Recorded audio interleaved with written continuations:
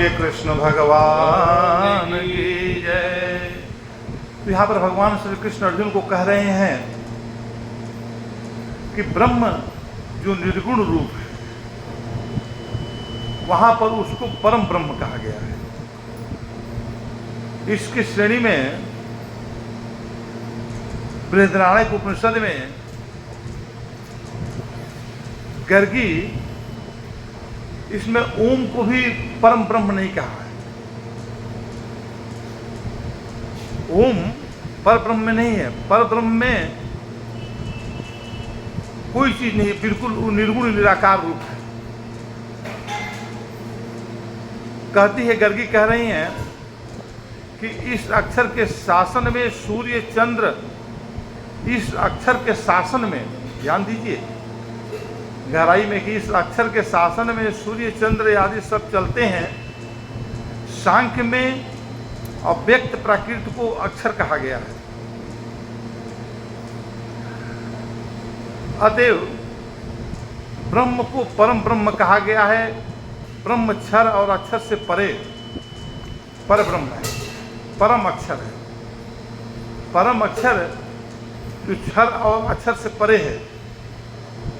तो यहाँ पर जो ओम का उद्घोष जो हुआ है, इसमें ब्रह्म और प्राकृत दोनों को संयोग से हुआ। वहां पर जहां पर जैसे टचिंग हुआ तो उस दोनों का टच, एक ब्रह्म है और एक ये प्राकृत है, और प्राकृत और ब्रह्म के जो है टच करने से जो साउंड आया वो ओम बना। तो ये टचिंग जो पॉइंट है, इसमें बता रहे हैं, गर्गी बता रही हैं कि इसमें जो है प्रकृति का सम्मिश्रण और ब्रह्म का सम्मिश्रण दोनों को मिलने से वो उस तरह से बन गया जैसे जल के अंदर रस बन जाता है। चीनी का तत्व और जल का तत्व मिलकर रस बन गया। तो चीनी के तत्व और जल का तत्व का जो स्टार्टिंग पॉइंट रस बना वो ओम हो गया, लेकिन निरोल जल है वो ब्रह्म है। उस भाव को लेकर यहाँ पर कह रही हैं कि जो सूर्य चंद्र ये सब जो है प्रकटीकरण हुआ, प्रकृति का अंदर जो है परमात्मा का ही समावेश होने से ये सूर्यकरण जितने साकार चीजें हुई ये सब प्रकट हुआ।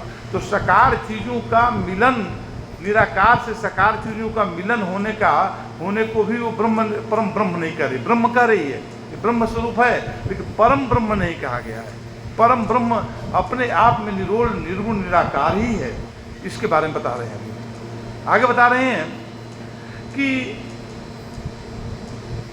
परमात्मा का अंश आत्मा। आत्मा क्या है? परमात्मा का अंश। और परमात्मा का ध्यान दीजिए, बहुत बड़े ये ज्ञान के प्रसंग चल रहा है। बड़े भाग्यवान पुरुष होंगे, उन्हें ही हृदय में ये बात उतरेगी। और ये जब उतर गई तो समझ जाइए कि आप ब्रह्म ज्ञान पाने के अधिकारी बनते जा रहे हैं।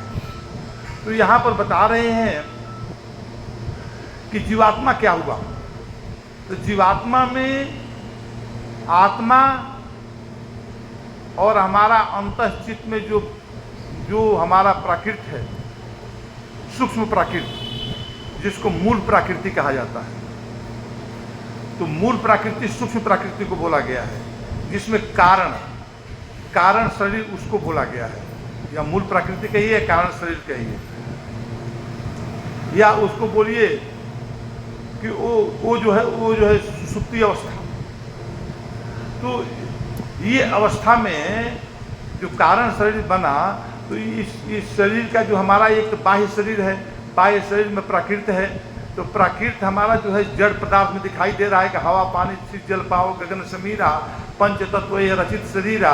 इससे जो है हमारा बाहरी शरीर तो बना, लेकिन हमारा मन, हमारी बुद्धि, हमारा चित्त, हमारा अहंकार, ये सूक्ष्म बन गया।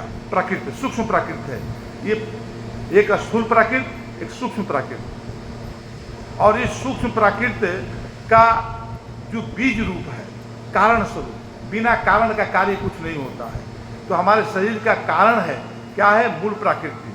और मूल प्राकृति कारण रूप में तब संपादित हुई जबकि उसे आत्मा का साथ उसका टचिंग हुआ, आत्मा से मिलन हुआ, तो मूल प्राकृति जागृत हो गई। तो मूल प्राकृत जब जागृत हो गई, जड़ जो है चेतन बन गया, तो जो चेतन बना वो जीवात्मा बन गया। तो जीवात्मा में जो चेतनता आई, वो कारण शरीर जो प्रकृति का है और एक परमात्मा का जो है, जो निरोल रूप आत्मा है रूप, उसका टचिंग से जो है एक जो है उसमें चेतनता आ गई, जड़ में चेतनता आ गई। जैसे कि पंखा है, बल्ब है, माइक है, सब कुछ होने के बावजूद भी अगर लाइन नहीं है तो ये जड़ बन जाता है, और जैसे ही आ गई तो चेतनता आ गई, तो ये इसका जो है एक अलग इसका उपयोग होना शुरू हो गया। तो ये कारण जो बना, कारण बना, ये क्या बना, कारण बना, जिस अपने अपने क्षेत्र में कारण बन गए। तो ये जो है इसी तरह से हमारा शरीर है जीवात्मा। तो यहाँ पर बता रहे हैं कि अध्यात्म क्या है। तो अध्यात्म को यहाँ पर लिए हैं कि जीवात्मा के रूप में देह में स्थित होकर होने पर अध्यात्म कहलाता है, जो चेतनता से भर जाता है। चेतनता ब्रह्म में नहीं है, ना चेतनता जड़ में है। ध्यान दीजिए, चेतनता ना ब्रह्म में है ना जड़ में है, लेकिन चेतनता कब है कि जड़ और ब्रह्म का मिलन होने के बावजूद, मूल प्राकृत और जड़ ब्रह्म का मिलन होने के बाद उस पर चेतनता आ गई, वो जीवात्मा बन गया। तो यहाँ पर उसको अति चेतन बोला गया, उसको बोलता है ब्रह्म को जो है चेतन से अलग बना गया है, अचेतन अवस्था। अचेतन भी नहीं कह सकते हैं, चेतन भी नहीं कह सकते, उससे परम चेतन अवस्था, यानी कि ये दोनों उसमें समाहित है। जब सत्य और असत्य दो विपरीतार्थक शब्द जब एक चीज में समाहित हो जाता है तो परम बन जाता है। तो आत्मा में माया भी है,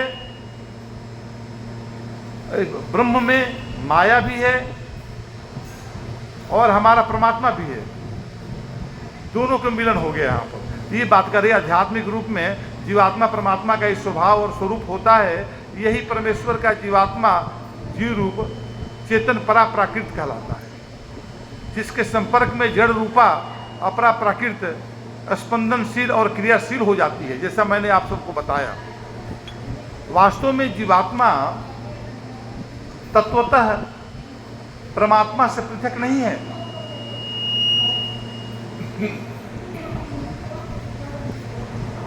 बोले परमात्मा से पृथक नहीं है, अभिन्न है, अलग नहीं है परमात्मा से। और प्राण, इंद्रिय और आदि अध्यात्म नहीं होते। जो इसके साथ में जो प्राण है, इंद्रिय है, इसको अध्यात्म में नहीं लिया गया, क्योंकि ये अध्यात्म के प्रभाव से जड़ चीजें जो है प्रकट हुई है। कहते हैं कि आगे बता रहे हैं कर्म। कर्म एक परिभाषिक शब्द है, ये बताए हैं यहाँ पर। कहते हैं कि जिसके अनेक अर्थ किए गए हैं कर्म को। कर्म में क्या होता है कि प्राणियों की उत्पत्ति और वृद्धि करने वाला यज्ञ रूप अथवा आहुति रूप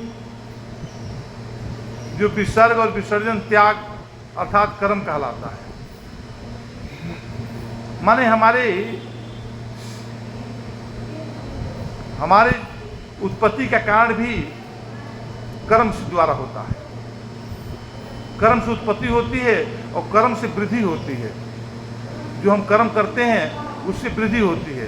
तो और कर्म से ही यज्ञ रूप बनता है, और उस यज्ञ में आहुति जो बनता है उसको भी कर्म रूप में माना गया है। तो कह रहे हैं समस्त उत्तम कर्मों का वाचक है। इसके अतिरिक्त सृष्टि के प्रारंभ में भगवान का यह आदि संकल्प कि मैं एक ही बहुत हो जाऊं, अचेतन प्राकृत में चेतन रूप बीज की स्थापना कर देता है। अचेतन प्राकृत में चेतन रूपी बीज का स्थापना कर देता है, और जड़ चेतन का परस्पर संयोग से संपूर्ण प्राणियों का उद्भव सृष्टि होता है।